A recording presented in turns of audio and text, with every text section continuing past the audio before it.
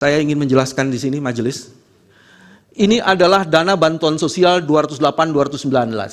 Kalau dibandingkan antara pemilu 2019, pada saat itu situasinya sangat tenang, dan dengan pemilu 2024, itu akan ada dana sekitar naiknya luar biasa sekali. Itu naiknya bisa sampai 180 triliun. Kalau kita bandingkan dalam masa pandemi, itu ada angka 498 triliun. 2024 itu tidak ada masa pandemi. Tapi kemungkinan luar biasa sekali. Dan dibandingkan 2023 saja masa normal, itu ada kenaikan hampir 53 triliun. Data ini ingin menunjukkan politisasi bansos oleh Presiden Jokowi itu terkonfirmasi dengan meningkatkan anggaran Perlinsos secara signifikan di masa pemilu. Ada yang menarik di situ. Lanjutkan di ini selanjutnya. Pada Februari 2024 di halaman 3 huruf F, mendekati masa krusial pemungutan suara Pilpres, politisasi bansos itu untuk kepentingan 02 kian menjadi-jadi dan menggila. BLT El Nino dicairkan 3 bulan sekaligus menjelang pemungutan suara. Bahkan untuk kepentingan politisasi bansos, pemerintah mengeluarkan kebijakan automatic adjustment, di mana ditandatangani oleh Menteri Keuangan Sri Mulyani, dana-dana dari pos-pos yang lainnya di hold sebanyak kurang lebih 51,1 triliun. Ini data yang lain lagi majelis, kalau kita bandingkan pemberian bansos 2022, 2023, dan 2024. Januari 2023 di tahun 2022 itu cuma 3,52 triliun. Di tahun 2023 Januari hanya 3,8 triliun. Fantastis dan incredible-nya di tahun 2024 12,45 triliun. Apa yang menjadi dasar itu? Tidak lain itu adalah karena mendekati proses pemilihan calon presiden. Lanjutkan lagi.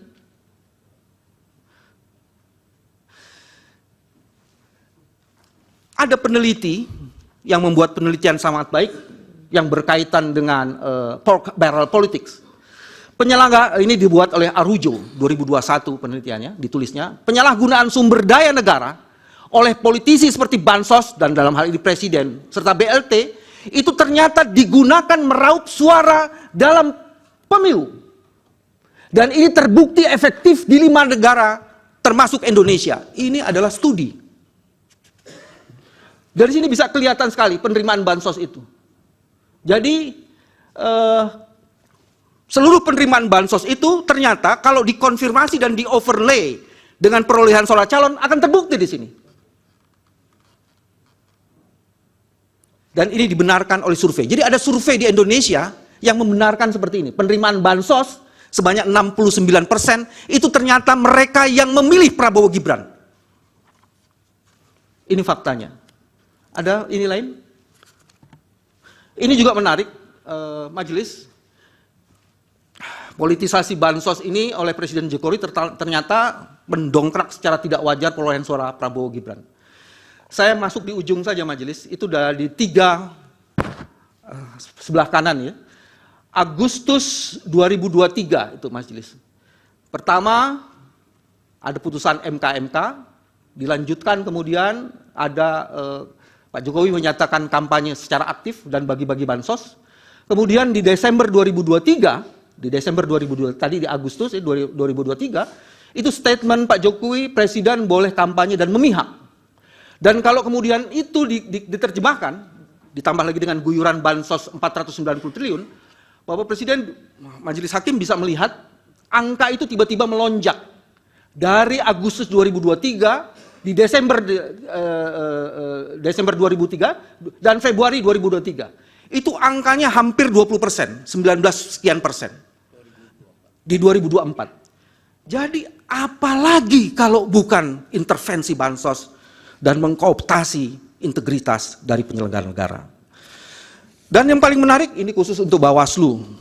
Ini juga menarik, tapi sebelum itu saya tambah lagi. Ini ada di halaman 34, survei LSI. Ini yang tadi disebutkan adalah ini surveinya LSI ini. Menurut survei LSI, 69,3% penerima bansos mendukung Prabowo Gibran. Dan total penerima bansosnya ada 51 juta penerima. Ini survei.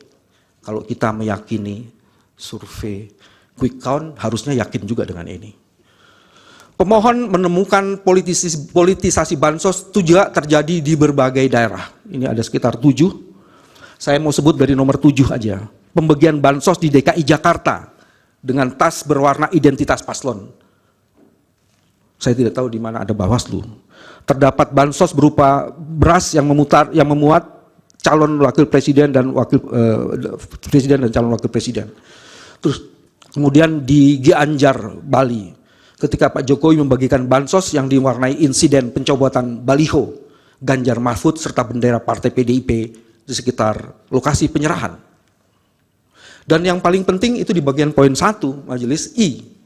Pembagian bansos dilakukan secara langsung oleh Presiden Jokowi dan para menterinya, para menteri pengusung Prabowo Gibran di banyak wilayah tanpa melibatkan Kementerian Sosial, baik penyalurannya maupun data yang digunakan. Penerimaan bansos seharusnya mengacu pada data Kementerian Koordinator Perekonomian yang diulangi. Penerima bansos mengacu pada data Kementerian Koordinator Perekonomian yang dipimpin oleh Pak Erlangga Hartarto yang mendukung Prabowo. Selain itu, pemberian bantuan pangan juga tidak mengacu data Kementerian Sosial, tetapi data persasaran percepatan penghapusan kemiskinan di wilayah koordinasi yang menterinya atau kementeriannya adalah bagian dari orang-orang yang mendukung kelompok 02. Jelajahi cara baru mendapatkan informasi. Download Metro TV Extend sekarang.